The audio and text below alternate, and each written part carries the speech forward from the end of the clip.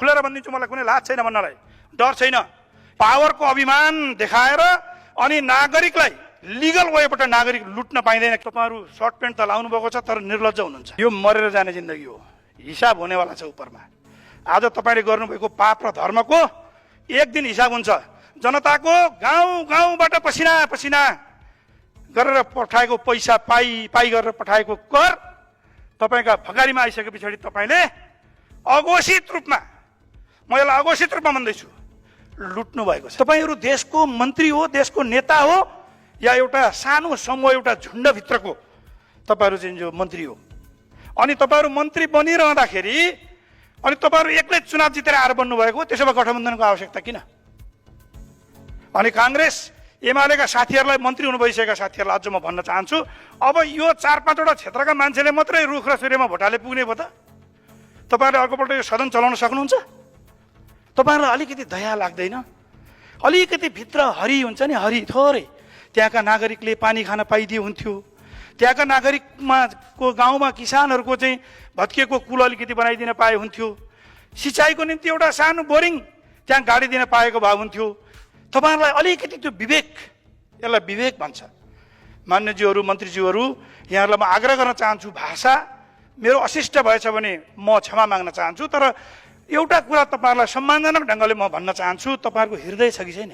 भोटको आधारमा यदि मूल्याङ्कन हुने हो भने कान्छाराम तामाङजीले भने जस्तै यो मुलुकको 50,000 मान्छेले मत दिएर आएको मान्छे म सुनिल शर्मा मोरस्टमा बोल्दैछु, र प्रत्येक हाम्रो अगाडि बस्नुभएको सांसदहरू, हरेक सांसदहरूले कमसे कम 40,000 देखि 50,000 मत लिएर आउनुभएको छ। र हामी बोलिरहेको एउटा व्यक्ति होइन, लाखौँको सङ्ख्यामा मत लिएर आएका साथीभाइहरू आज विवश हुनुहुन्छ।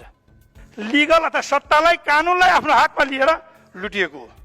अनि बजेट भकारीको चाबी तपाईँको हातमा दिइसकेपछि तपाईँले लगेर आफ्ना क्षेत्रहरूमा मात्रै, नेताहरूका क्षेत्रहरूमा मात्रै हाल्ने। कहिलेकाहीँ हाम्रै पार्टीका साथीहरूले हामीलाई थुनाउँदा समेत यो सुनिललाई अन्याय भयो भनेर निकाल्नुपर्छ भन्ने मान्छे।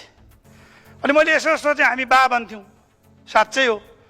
अनि बाले छोराहरूलाई मात्रै बजेट नदिएको हो कि भनेर हेरेको त भइले 1-2जना चेलीबेटीसँग कुरा गरेको, छोरीहरूलाई पनि दिएर 5वटा जिल्लाभित्रका मात्रै नेपाली नागरिक हुन् त। अन्तिममा अर्थमन्त्रीज्यूलाई मेरो 2 हात जोडेर एउटा रिक्वेस्ट छ, मुगुबाट हुम्ला जाने बाटोमा अहिले पनि तुहिन्छ, मुख्य बाटोमा चङ्खेली हिमाल तल, कृपया तपाईँको कार्यकालमा त्यो बनाइदिनु होला। ठिक छ, हामीलाई त दिनु भएन।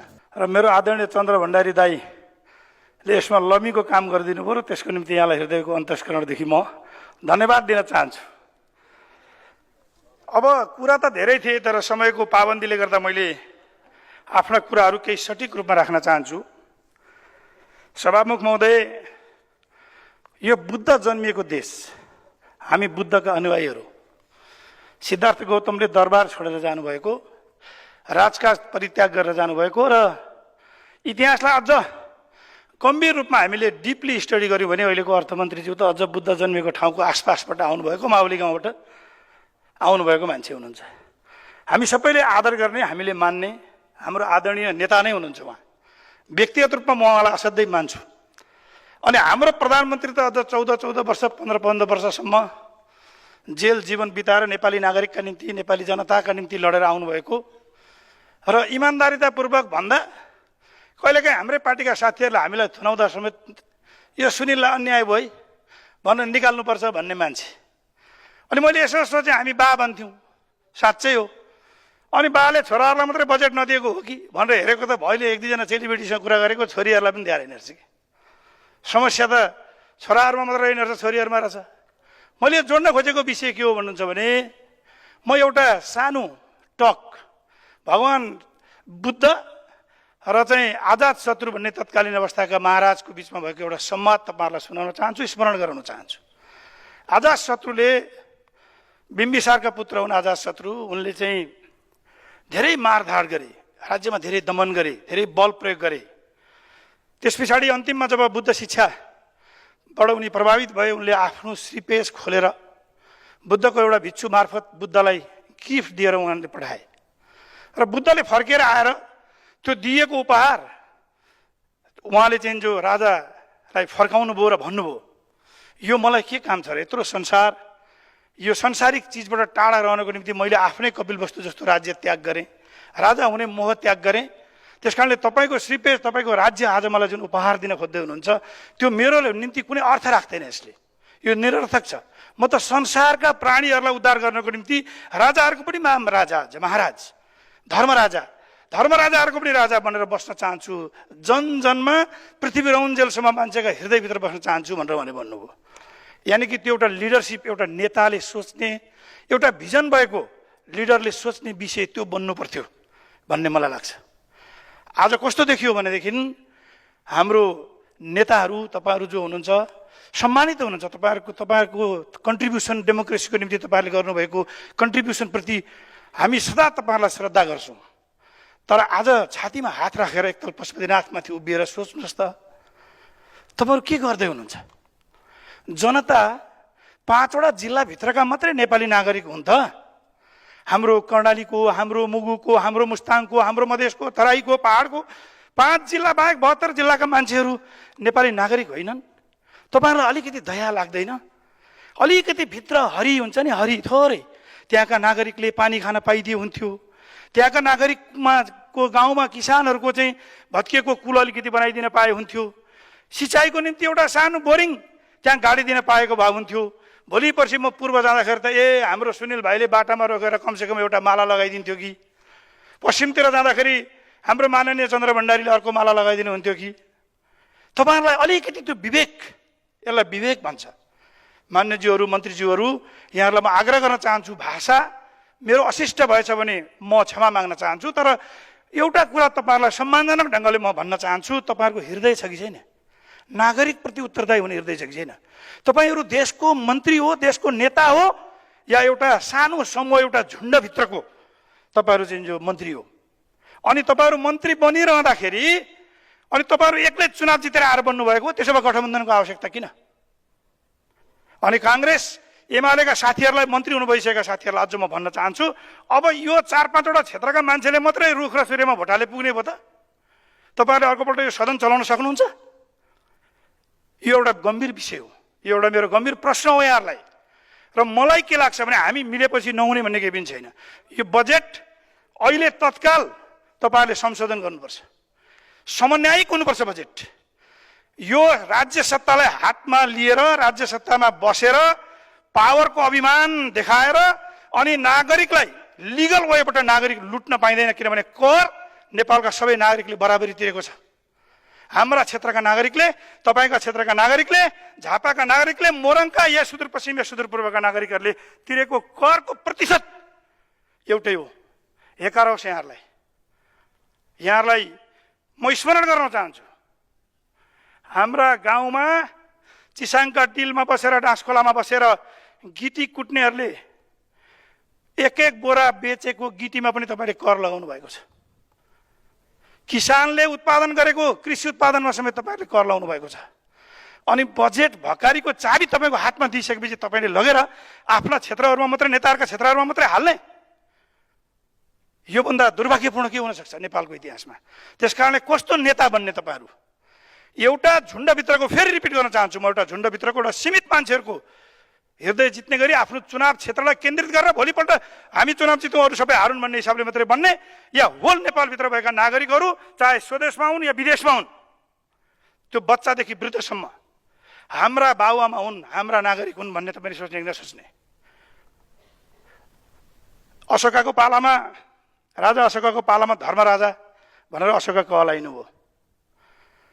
त्यो धर्मराजा हुने क्राइटेरिया मध्ये प्रमुख एउटा क्राइटेरिया के थियो भने सबै नागरिकलाई आफ्ना परिवारका सदस्य तपाईँले हेर्ने, कुनै पनि शासकले हेर्ने, हरेक नागरिक आफ्ना परिवारका आमा, बुवा, दाजु, भाइ, दिदी, बहिनीहरू जस्तै हुन् भन्ने कुरा त आजभन्दा 2400-2300 वर्ष अगाडि इस्टाब्लिस भएको हाम्रो चाहिँ थ्योरी हो।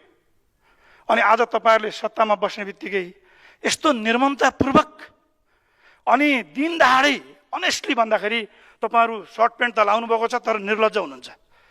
तपाईँहरू भकारीको सबै पैसा लगेर अर्कोतिर हाल्ने, आफआफतिर हाल्ने, अनि बाँकी रहेका जम्मै सांसद याद गर्नुहोस्, भोटको आधारमा यदि मूल्याङ्कन हुने हो भने कान्छाराम तामाङजीले भने जस्तै यो मुलुकको 50,000 मान्छेले मत दिएर आएको मान्छे, म सुनिल शर्मा मोरस्टमा बोल्दैछु र प्रत्येक हाम्रो अगाडि बस्नुभएको सांसदहरू हरेक सांसदहरूले कमसे कम 40 देखि 50,000 मत लिएर आउनुभएको छ र हामी बोलिरहेको एउटा व्यक्ति होइन, लाखौंको संख्यामा मत लिएर आएका साथीभाइहरू आज विवश हुनुहुन्छ।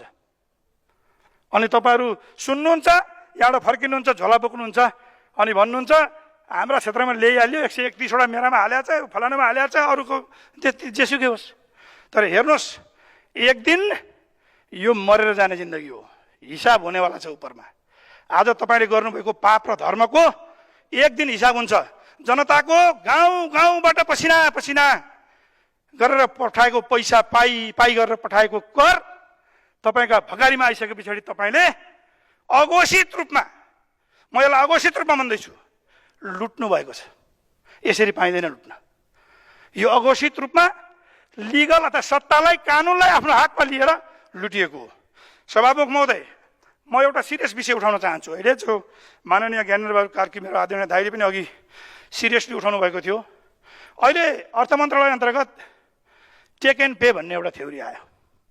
अर्थमन्त्रीजी प्रति मेरो कुनै शङ्का छैन, तपाईँ बडो शालीन मान्छे हुनुहुन्छ, क्लिन मान्छे हुनुहुन्छ, तपाईँको स्वाभिमानप्रति, तपाईँको निष्ठाप्रति, तपाईँको छविप्रति मेरो प्रश्न होइन।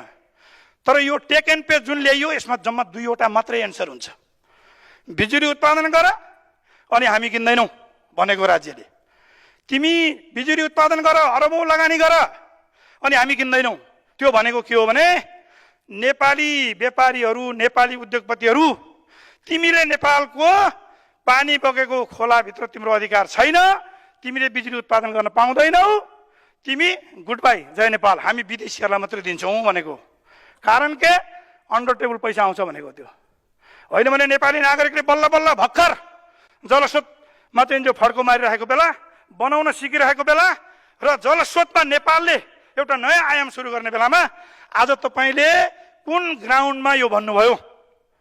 यो तत्काल तपाईँले यो असार मसान्त अगाडि यो तपाईँले परिवर्तन गर्नुपर्छ, चेन्ज गर्नुपर्छ भन्ने हो हाम्रो भनाइ। होइन भने दिनुहोस्, ठिक छ त विदेशीलाई दिनुहोस्, अथवा यो ढिलो गरियो भने अर्को एउटा हल्ला छ। म खुलेर भनिदिन्छु, मलाई कुनै लाज छैन भन्नलाई, डर छैन। यहाँ एउटा हल्ला चलिरहेको छ, टेक एन्ड पे भन्ने, व्यापारीहरूसँग पैसा उठाउने अनि परिवर्तन गर्ने। यो हो डिजाइन भनिएको छ। म भन्दिनँ के हो डिजाइन, मैले अघि नै भनिसकेँ। अहिलेको अर्थमन्त्रीप्रति, अहिलेको सरकारप्रति, अहिलेको प्रधानमन्त्रीप्रति, उहाँहरूको निष्ठा र आस्थाप्रति, उहाँहरूको स्वच्छताप्रति मेरो शङ्का छैन, हामीले शङ्का गर्नु नपरोस्। तर असार मसान्त पछाडि कटेर व्यापारीहरूसँग बजारमा पैसा उठाएर परिवर्तन गर्ने चेष्टा गरियो भने यही सदनमा हामी सुरु गर्नेछौँ, यो कुरा उठाउँछौँ, घनीभूत हिसाबले उठाउँछौँ। र अर्को कुरा, नेपालको व्यापारीहरू, म 1 मिनट नसके दफा 57 को जुन कुरा छ, अर्थमन्त्रीज्यूलाई म रिमाइन्ड पनि गराउन चाहन्छु। लास्ट टाइम उहाँ अर्थमन्त्री भइरहँदाखेरि पूर्व अर्थमन्त्री वर्षमान पुञ्जीले यसलाई चेन्ज गर्नुभएको थियो। अनि हामीले गएर भेटेर भन्यौँ पनि, अहिले अब यस्तै भइगयो, ढिलो चाँडो भयो, अब पछि तपाईँहरूलाई हामी बोलाउँछौँ, सल्लाह गरौँला भनेर भन्नुभयो। तर दफा 57 यस्तो अपराधिक दफा हो नेपालमा, जहाँ सिम्पल तपाईँहरूलाई म बुझाउन चाहन्छु, जहाँ 1 करोड रुपियाँ लगानी गर्न कुनै व्यापारीले चाहन्छ एक्जिस्टिङ उद्योगमा भनेदेखि उसले 35 लाख रुपियाँ कर नबुझाइकन 1 करोड रुपियाँ लगानी गर्न पाउँदैन।